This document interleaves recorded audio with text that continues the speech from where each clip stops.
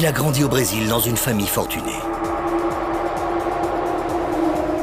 En 10 ans, il a participé à 61 Grands Prix. Il était incroyablement rapide. C'était un pilote doué et robuste. Il a été 65 fois en pole position et a décroché 41 victoires. C'était un pilote incroyablement déterminé et talentueux. Un pilote extraordinaire et une personne extraordinaire. Charismatique, indépendant et passionné, cet homme a été une idole pour des millions de fans de Formule 1. Senna avait un don. C'était un des meilleurs pilotes de son époque. Avec sa concentration infaillible et son audace, Senna a réalisé des performances incroyables. Il a dominé les championnats les uns après les autres, jusqu'à devenir le pilote le plus jeune à avoir remporté 3 titres mondiaux. Nombre de ses fans et collègues se souviennent de lui comme l'un des plus grands champions de Formule 1 de tous les temps. Il s'est toujours donné à fond pour l'équipe et nous lui avons rendu. Il adorait la course automobile et il a partagé sa passion avec chacun d'entre nous ici même à Didcot.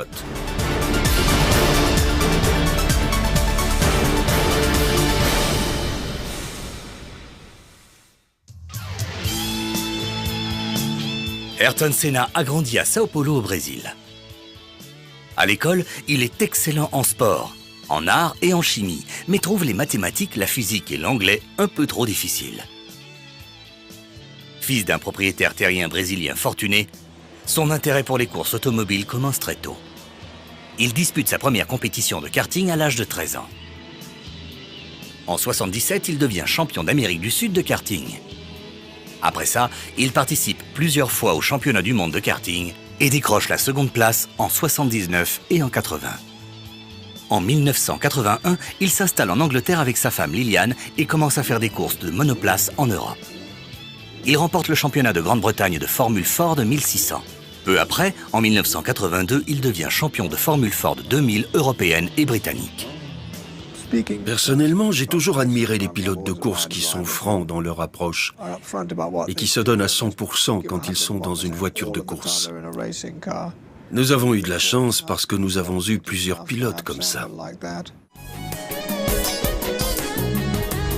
Avec quelques victoires convaincantes en Formule 3 à son actif, Ayrton Senna attire l'attention d'écuries de Formule 1 comme Williams, McLaren, Brabham et Toleman qui lui font tous passer des tests. Son compatriote Nelson Piquet s'oppose à son intégration à l'équipe Brabham et seule l'équipe Toleman lui offre un volant, ce qui le pousse à rejoindre cette écurie émergente. L'écurie Toleman a été fondée dans les années 70 par Ted Toleman, un homme d'affaires passionné de sport automobile. En intégrant Senna à son équipe, la feuille de résultats de Toleman enregistre ses plus grandes réussites. Bien que Lotus ait obtenu les 2 meilleurs temps de préqualification, après 5 jours épuisants dans la chaleur étouffante de Rio de Janeiro, c'est Ayrton Senna, le Brésilien, qui attire le plus les regards en réalisant des performances impressionnantes pour un nouveau venu de la Formule 1 et en terminant 7e au classement au volant de sa Toleman Hart. Dans la deuxième course de la saison, le Grand Prix d'Afrique du Sud, Senna inscrit son premier point au classement mondial de Formule 1 en franchissant la ligne d'arrivée en 6e position.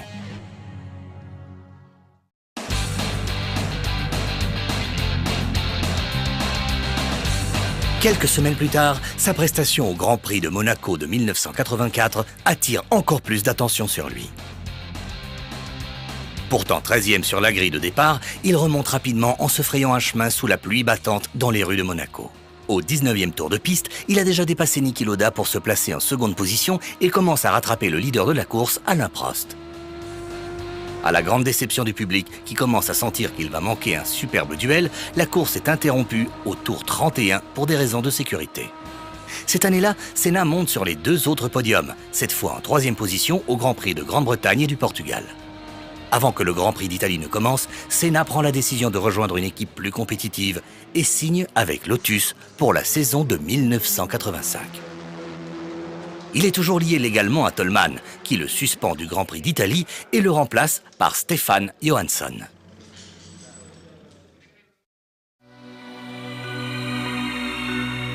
Grâce au conseil et à l'enthousiasme de Colin Chapman, les voitures de course Lotus se sont frayées un chemin jusqu'au Formule 1 dans les années 50. Dans les années 60, la Lotus de Chapman a révolutionné le monde du premier sport automobile, la Formule 1. Les petits véhicules légers au moteur arrière qu'ils construisent ont beaucoup de pertes de puissance, mais leur grande maniabilité permet à leurs voitures de compétition de battre les Ferrari et autres Maserati toutes puissantes avec leur moteur à l'avant. Au début, ils avaient Jimmy Clark, et c'était déjà un des meilleurs. Alors quand Colin Chapman l'a rejoint, ils ont formé une équipe formidable. Ils sont allés à Indianapolis, et ils ont gagné les championnats du monde, et Dieu sait quoi d'autre. Et bien sûr, rien n'aurait été possible sans les pilotes qui faisaient un travail extraordinaire. Après quelque temps, l'équipe Lotus donne l'impression qu'elle peut gagner autant de courses qu'elle veut.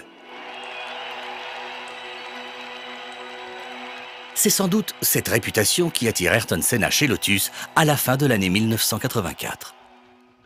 Pendant les pré-qualifications à Imola, pour la première épreuve à Rio, Senna est sur la piste aux côtés de son coéquipier italien Elio De Angelis. Ils montrent tous les deux ce dont la nouvelle Lotus 97T est capable. La 97T a été conçue par un ingénieur français, Gérard Ducarouge, pour la saison de Formule 1 de 1985. Elle est propulsée par un moteur turbo Renault de 1500 cm3.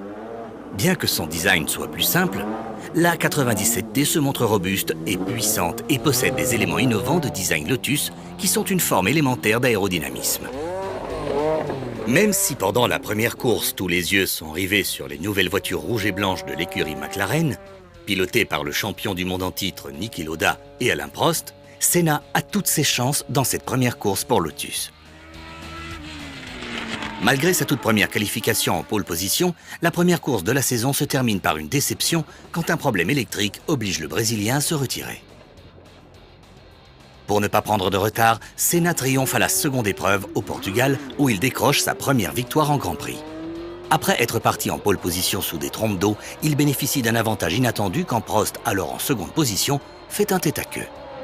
Senna remporte une deuxième victoire sous la pluie au Grand Prix de Belgique et termine 4e du championnat du monde pour sa première année chez Lotus avec un total de 38 points, 2 victoires, 2 secondes places et 2 troisièmes places malgré une année marquée par un manque de fiabilité mécanique et de nombreux retraits. En 85, l'ambiance de travail entre Senna et De Angelis est de plus en plus tendue. Les deux pilotes veulent être considérés comme les meilleurs de l'écurie. C'est probablement pour cette raison que Lotus cherche de nouveaux pilotes.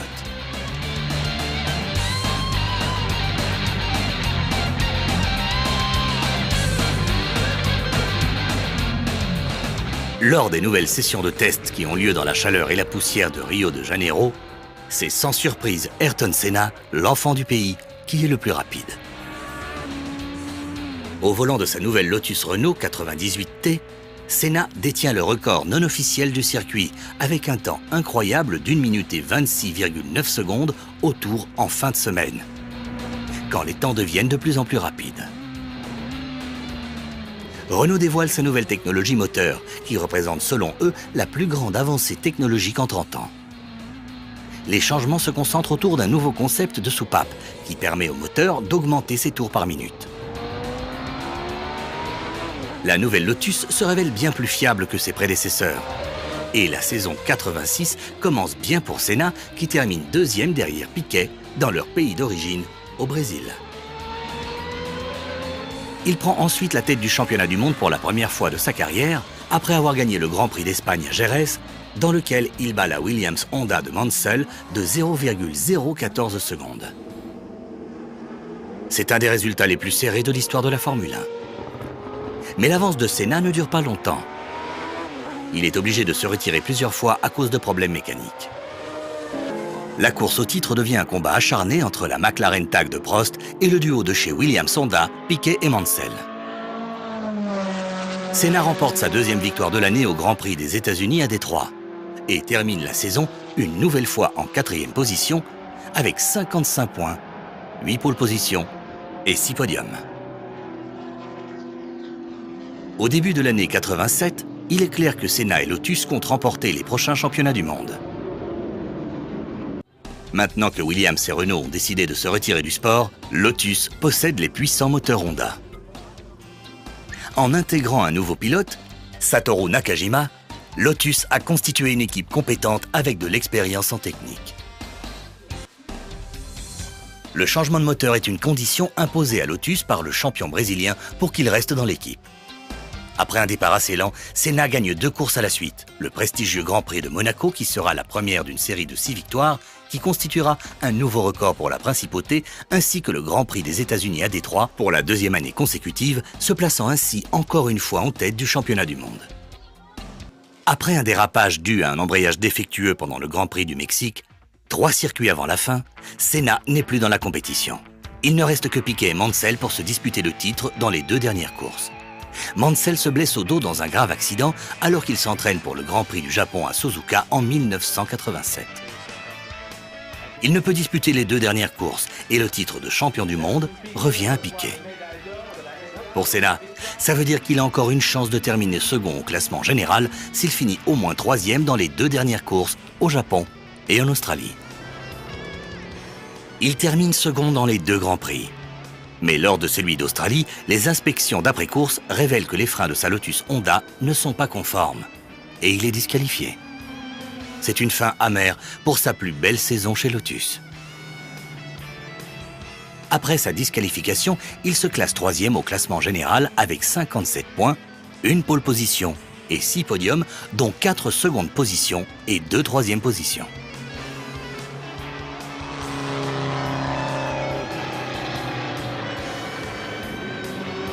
Cette saison marque un tournant dans la carrière de Senna. Pendant l'année passée, il a tissé des liens étroits avec Honda. Une relation qui va lui rapporter gros, puisqu'Ayrton s'apprête alors à rejoindre McLaren, qui a réussi à obtenir les moteurs turbo V8 de Honda pour 1988. Honda, pour moi, c'est un grand nom. Pour mon ami Ayrton Senna, c'était ce qu'il se faisait de mieux. Il me parlait très souvent de Honda.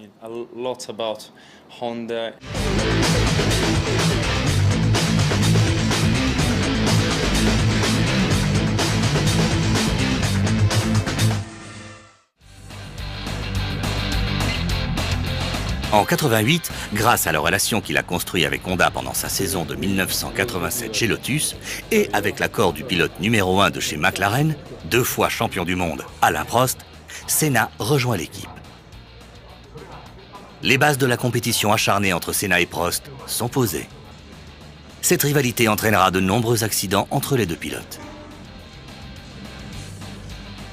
Bruce McLaren a fait ses armes chez Cooper. En suivant l'exemple de Jack Brabham, McLaren a lancé son équipe en construisant ses propres voitures avant de recruter ses pilotes de Grand Prix. Cette usine décrépite située à Woking a vu naître ce qui est aujourd'hui devenu l'incroyable empire de McLaren. L'industrie de la course en Angleterre a progressé dans les années 60 pour plusieurs raisons. D'abord, la prolifération des équipes au Royaume-Uni et l'afflux de pilotes et de mécaniciens du Commonwealth prêts à travailler à toute heure du jour et de la nuit. Ensuite, l'industrie de l'aérospatiale a reculé et de nombreux designers et ingénieurs talentueux sont arrivés sur le marché et ont été attirés par l'automobile. Après avoir perdu 2 titres de constructeur contre Williams en 1986 et 87, McLaren parvient à convaincre Honda d'interrompre sa collaboration avec Williams à partir de 1988. La McLaren Honda MP4-4 fait un score incroyable de 15 courses sur 16 cette année-là, en menant tous les tours à l'exception de 27, record qui n'a toujours pas été battu à ce jour. Au Grand Prix du Portugal de 88, Prost prend un peu d'avance sur Senna au début de la course, mais le Brésilien plonge à la première occasion et le dépasse.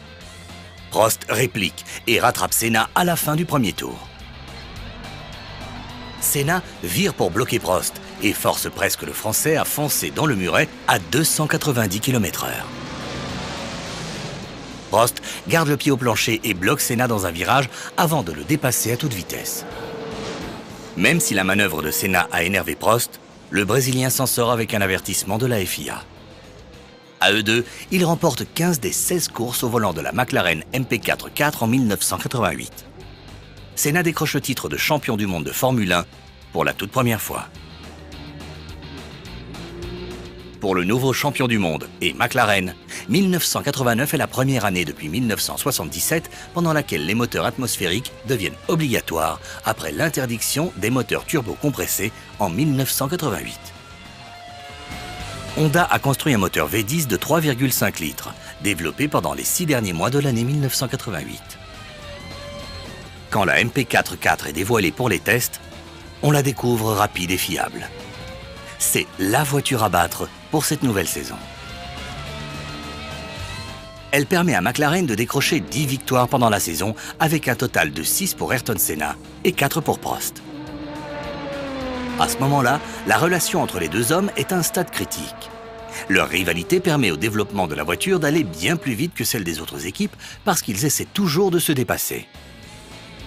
Même si Senna remporte plus de victoires, il a aussi plus de pénalités, bien plus que Prost, majoritairement dues à des problèmes moteurs quand il est en tête, ce qui lui coûte des points vitaux. Toutefois, le total des points de Senna et de Prost permet à McLaren de remporter haut la main un deuxième prix constructeur. La rivalité entre Senna et Prost s'intensifie et provoque des affrontements sur le circuit ainsi qu'une véritable guerre psychologique. En octobre 1989, Alain Prost est sacré champion du monde de Formule 1 après la disqualification d'Ayrton Senna au Grand Prix du Japon. À Suzuka, une course qu'il doit gagner s'il veut encore avoir une chance de remporter le titre mondial, Senna est impliqué dans un accident avec le leader de la course, Prost.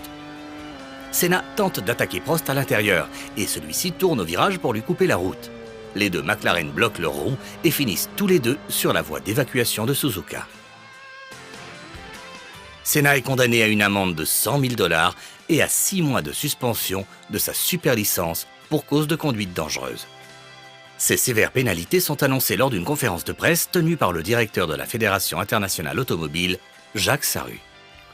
Jean-Marie Balestre, président de la Fédération internationale de sport automobile qui contrôle les circuits de Formule 1, fait la même déclaration lors d'une conférence de presse. Le Brésilien a reçu ces sévères pénalités pour cause de conduite dangereuse. Balestre tient également des propos assez durs à l'encontre de Ron Dennis, le dirigeant de McLaren qui a organisé une conférence de presse à Londres pour révéler un rapport de la FISA qui a été présenté devant le tribunal d'appel et qui réclame de plus lourdes peines pour Senna. Il accuse Dennis d'avoir essayé d'influencer l'appel en menaçant de présenter l'affaire devant un tribunal civil français si la disqualification de Senna était confirmée. Il déclare que McLaren risque d'être exclu des championnats du monde s'il décide de faire suite.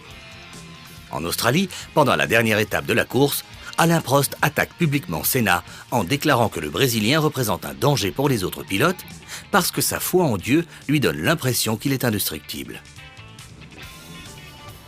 Senna ne prend pas la critique à la légère et fait le serment de continuer la lutte lors d'une interview télévisée. C'est une question de justice, dit-il. Ce qui s'est passé à Suzuka et maintenant à Paris est complètement injuste. C'est une situation parfaitement inacceptable. Quelques semaines plus tard, Alain Prost effectue les premiers tests sur sa nouvelle Ferrari sur le circuit de son équipe à Fiorano, en Italie. McLaren a accepté le départ anticipé de Prost plutôt que de le forcer à honorer son contrat pour le reste de l'année. En 90 et 91, Senna, maintenant aux côtés de Gerhard Berger pour McLaren, remporte de nombreux titres contre Prost et Nigel Mansell. La perte des puissants moteurs Honda et l'ascension de Renault causeront par la suite le déclin de McLaren. En juin, les grands constructeurs de Formule 1 testent un nouveau moteur V12 sur la piste de Silverstone, au Royaume-Uni. McLaren espère que ce moteur lui donnera l'avantage sur les circuits de Formule 1. La même année, après un accrochage controversé entre Prost et Mansell dans le premier virage de Suzuka, les deux pilotes sont exclus de la course. En conséquence, Senna remporte le championnat du monde de 1990. Le nouveau champion du monde sait que la saison de Formule 1, 91, sera probablement une des plus difficiles de sa carrière et il est tendu. Dès la première session de test au Portugal, Senna critique les ingénieurs de chez Honda qui sont en train de développer leur nouveau moteur V12 pour son équipe à cause d'un retard sur le planning. Il revient sur ces mots plus tard en faisant des déclarations apaisantes à propos de McLaren et Honda. Mais l'idée reste et établit un certain standard qui témoigne du sens des principes dont Senna fait preuve dans sa quête pour la gloire sur les circuits automobiles. Les chances pour Senna de décrocher facilement son troisième titre mondial s'effacent quand McLaren Honda ne parviennent pas à satisfaire les exigences techniques du pilote, quand les équipes concurrentes connaissent des rapides améliorations et quand le système de score du championnat change lui aussi. À la mi-saison, même si Senna a déjà 4 victoires à son actif, il trouve que sa McLaren ne fait pas le poids à côté de l'équipe Williams-Renault. Son coéquipier Gerhard Berger est du même avis. En juillet, les deux pilotes n'ayant pas vu le drapeau à damier pendant les 4 premières étapes s'expriment séparément dans des conférences de presse qui précèdent Hockenheim.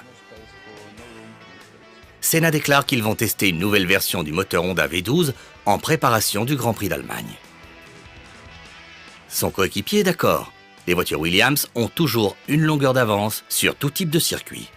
Senna insiste sur le fait que Honda doit accélérer son programme de développement de moteurs et exige des améliorations mécaniques avant qu'il ne soit trop tard.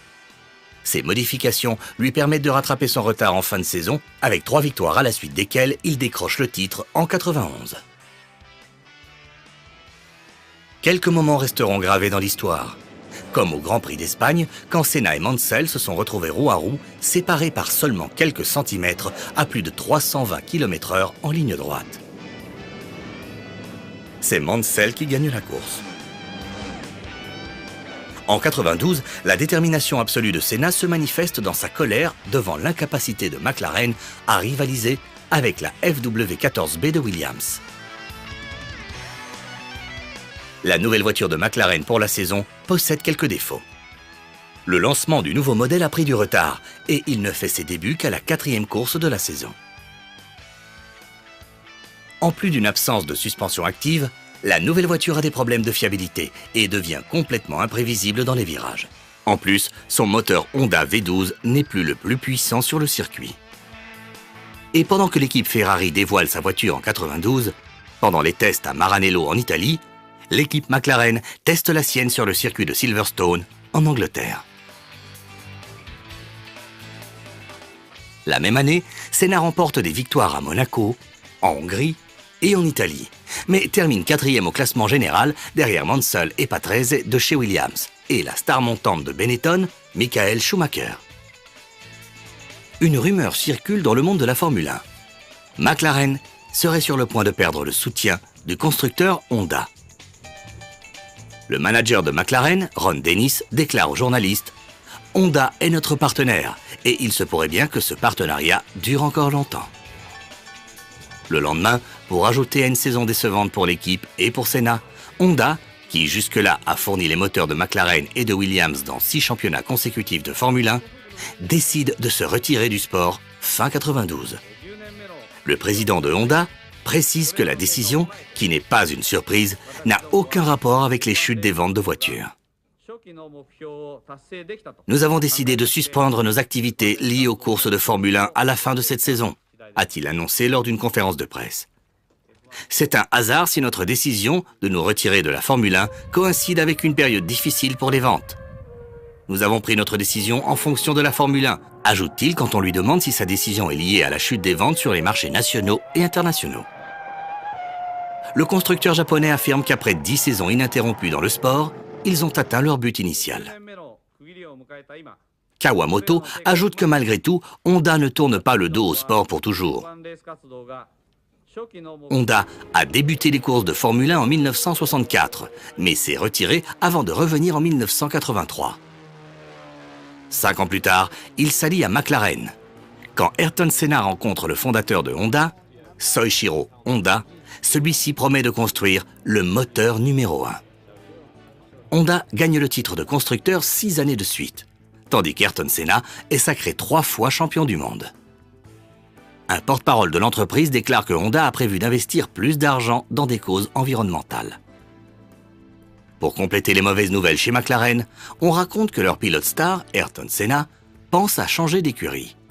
Ron Dennis espère qu'il choisira de rester chez McLaren. Je peux facilement comprendre qu'il sente qu'il gagnera plus facilement des courses dans une voiture Williams l'année prochaine, plutôt que dans une McLaren. Je le comprends. À la fin de 92, l'équipe McLaren n'est pas la seule à chercher un nouveau moteur, mais elle est consciente que son principal pilote cherche plus de challenge ailleurs. En intégrant le rookie Michael Andretti à l'équipe en décembre, McLaren entre dans la saison 93 avec une équipe constituée presque entièrement de nouveaux pilotes. Des experts estiment que ce champion américain d'IndyCar de 30 ans pourrait bien rivaliser en termes de vitesse avec Senna si le Brésilien décide de rester chez McLaren après une saison 92 désastreuse. Je pense vraiment que c'est un des meilleurs pilotes de tous les temps. Ce n'est pas une hypothèse, mais il était aussi incroyablement rapide, incroyablement bon et dur à battre.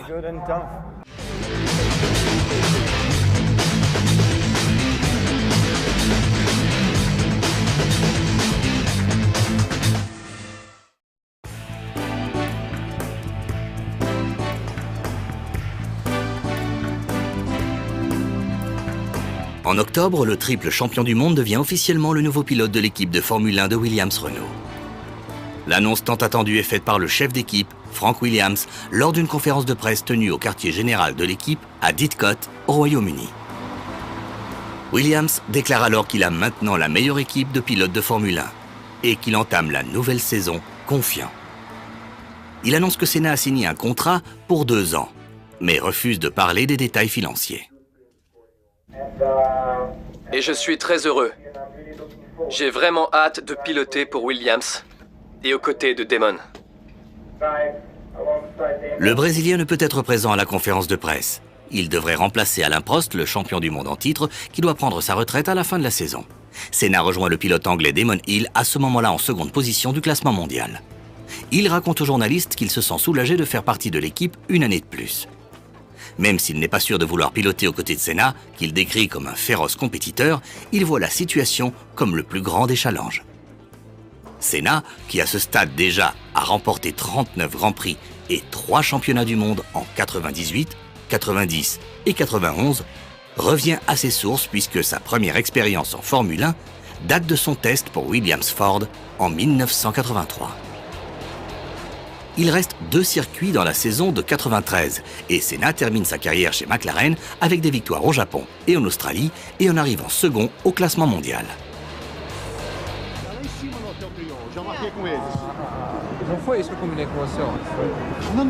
Avant la fin de l'année, Senna reçoit 2 exclusions pour avoir frappé le pilote irlandais Eddie Irvine.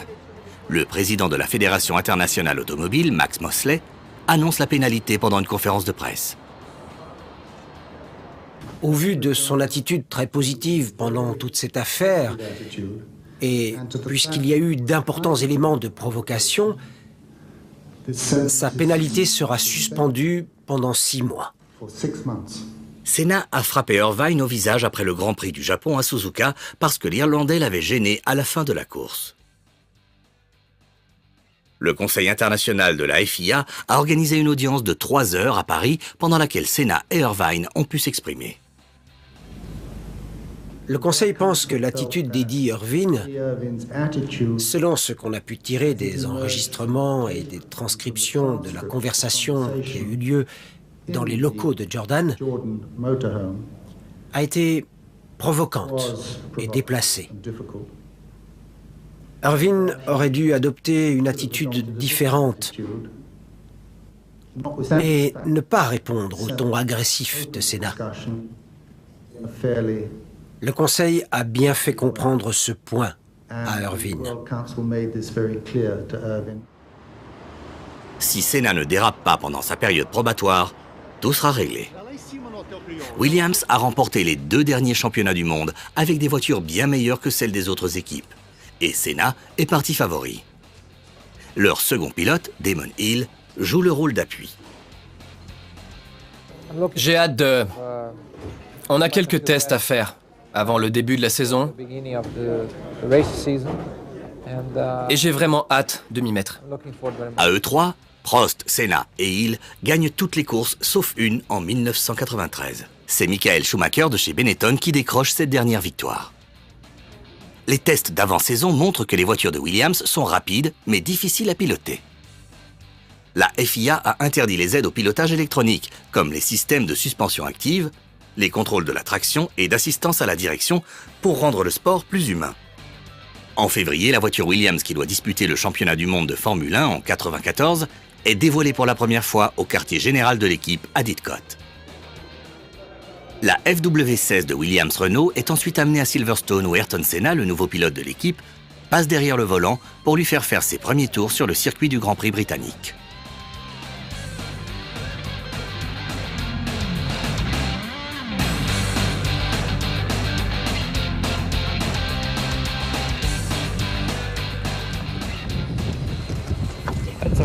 L'embrayage est assez mou.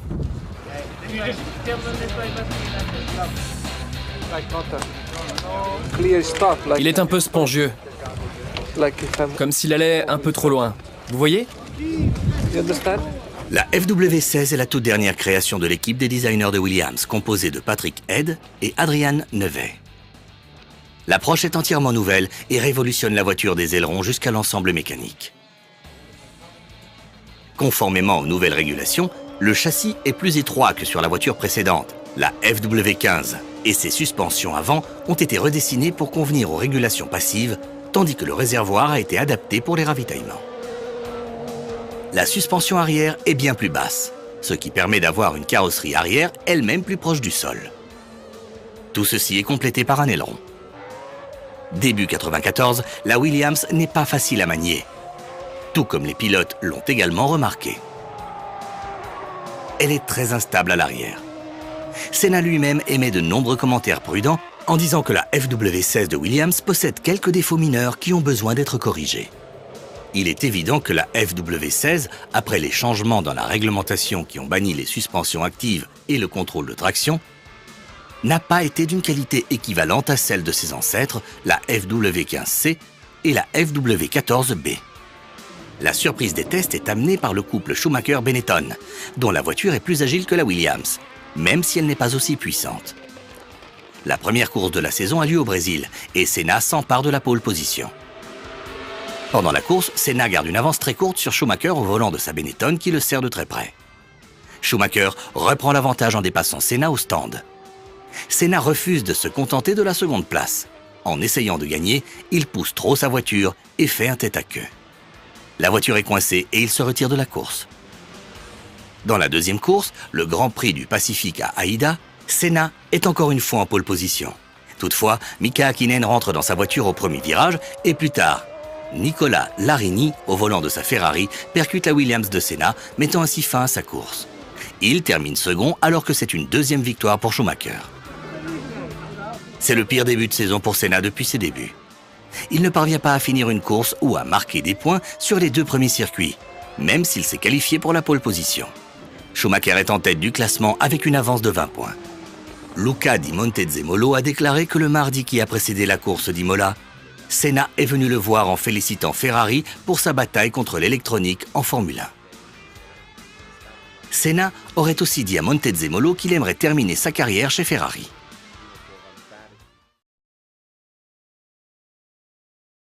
Au troisième circuit de la saison, le Grand Prix de Saint-Marin à Imola, Senna déclare que c'est ici que commence sa saison. Il lui reste 14 courses sur 16 pour décrocher le titre.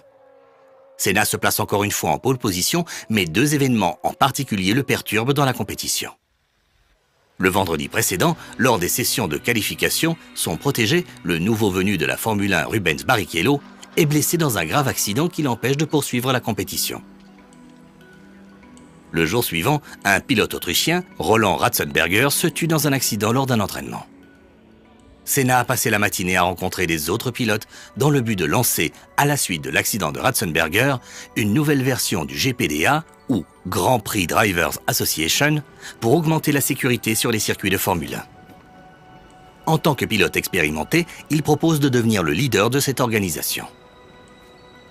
Senna et les autres pilotes ont tous choisi de commencer au Grand Prix, mais la course est interrompue par un énorme accident sur la ligne de départ. Une voiture de sécurité est déployée et les pilotes la suivent pendant plusieurs tours. Au moment du vrai départ, Senna part à toute vitesse et réalise le troisième meilleur temps au tour du circuit, suivi de près par Schumacher. Quand Senna entre dans le Tamburello, la voiture quitte la piste et frappe le mur d'enceinte en béton à près de 215 km/h. La course est immédiatement interrompue et le Brésilien de 34 ans est transporté par hélicoptère jusqu'à l'hôpital Maggiore de Bologne. En examinant l'épave de sa voiture, les représentants officiels du circuit découvrent un petit drapeau autrichien. Un drapeau de victoire que Senna s'apprêtait à brandir en l'honneur du pilote autrichien Roland Ratzenberger, mort sur le circuit la veille.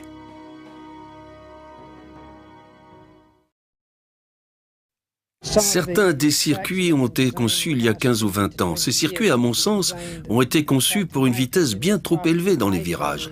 Quant à une voiture de course, la dynamique des accidents à de telles vitesses, entre 290 et 320 km/h, est vraiment trop difficile à contrôler et à contenir. Il est évident que les pilotes ont tous exprimé pendant des années certaines inquiétudes. Je pense que l'opinion d'Ayrton à ce sujet, et ce qu'il a dit à Frank et à d'autres ces dernières semaines et ces derniers mois, va être entendue dans l'enquête qui va être réalisée ces prochains jours. La mort de Senna a choqué le monde. Au Brésil, où il est adoré par des milliers de personnes, le président Itamar Franco décrète 3 jours de deuil national pour l'homme qui était le héros de la patrie. On revenait tout juste du Brésil. Il faut vraiment aller au Brésil pour se rendre compte de ce qu'Ayrton Senna représentait pour son pays. Il était un grand héros pour son peuple, mais aussi une personnalité extraordinaire. Je n'ai été son coéquipier que pendant une courte durée et je n'ai pas eu beaucoup de temps pour le connaître ou pour devenir assez proche pour pouvoir dire comment il était. Mais en tout cas, c'était un pilote exceptionnellement doué et déterminé.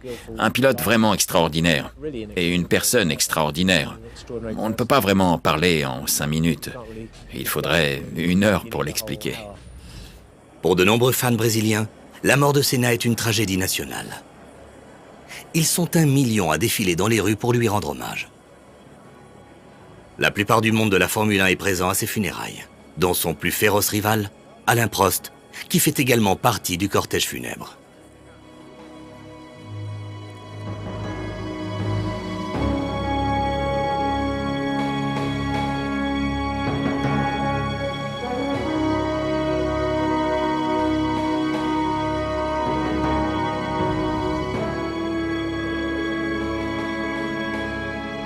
Les gens viennent ici. C'est le siège de l'équipe et de nombreuses personnes viennent ici ou nous appellent pour nous dire « Je n'arrive pas à y croire ». C'est vraiment ce qui est en train de se passer. Et je me sens impuissante. J'aimerais bien pouvoir faire quelque chose, mais il n'y a rien à faire. C'était un des meilleurs pilotes de son époque.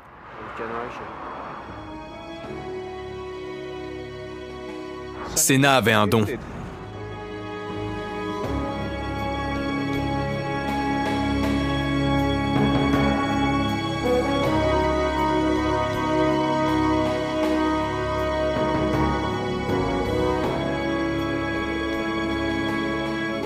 Il s'est toujours donné à fond pour l'équipe et nous lui avons rendu. Il adorait la course automobile et il a partagé sa passion avec chacun d'entre nous ici même à Didcot. En perdant Senna, nous avons perdu un des meilleurs pilotes de course de tous les temps et sûrement le meilleur pilote de sa génération. Aujourd'hui, il est très dur de comprendre ce qu'il s'est passé ou l'impact qu'aura été cet événement sur le monde du sport automobile. Pour comprendre l'adulation qu'il a inspirée auprès de ses fans, il suffit de revenir sur la scène qui a eu lieu au siège de Honda à Tokyo, où les voitures de McLaren étaient généralement entreposées après chaque course. Après sa mort, on a déposé tellement de fleurs que celles-ci ont rempli tout le hall d'exposition. Et ce, malgré le fait que Ayrton Senna ne faisait plus partie de l'équipe McLaren et que McLaren n'utilisait déjà plus de moteur Honda dans les saisons précédentes. Senna avait développé une relation privilégiée avec le fondateur de Honda, Soichiro Honda.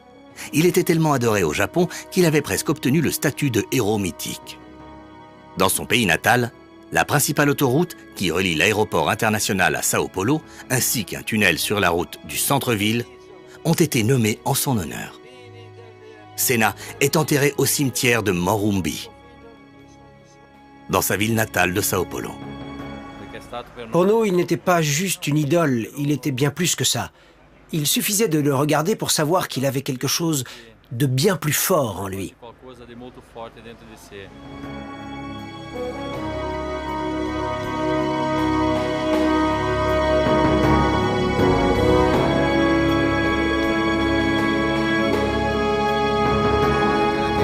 Je crois qu'Ayrton est encore un symbole important pour nous. Je pense que son histoire, sa façon d'être et ses valeurs sont encore très présentes. Cela fait 10 ans qu'il est mort. Et je crois qu'il est important de lui rendre hommage pour nous rappeler de tout ce qu'il nous a apporté.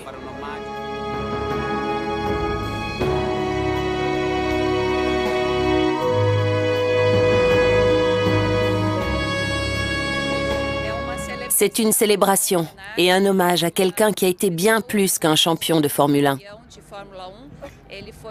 Il a été un exemple de détermination, de désir, de persévérance, qui ont fait de lui un vainqueur sur le circuit, mais aussi en dehors du circuit.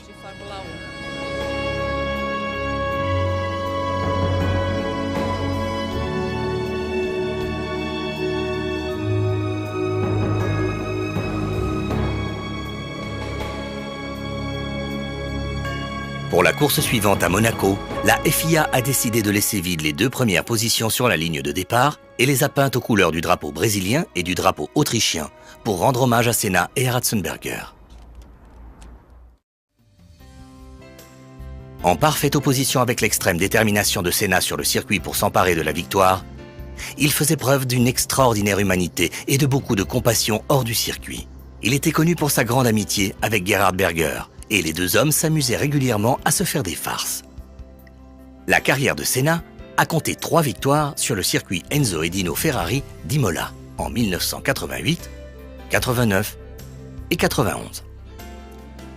Il est devenu champion du monde de Formule 1 pour la première fois en 1988 après avoir gagné 8 courses sur 16, un record en une seule saison lorsqu'il pilotait pour McLaren. Senna a remporté le championnat du monde 2 fois de plus en 90 et 91, faisant de lui le plus jeune pilote de tous les temps à être sacré triple champion du monde.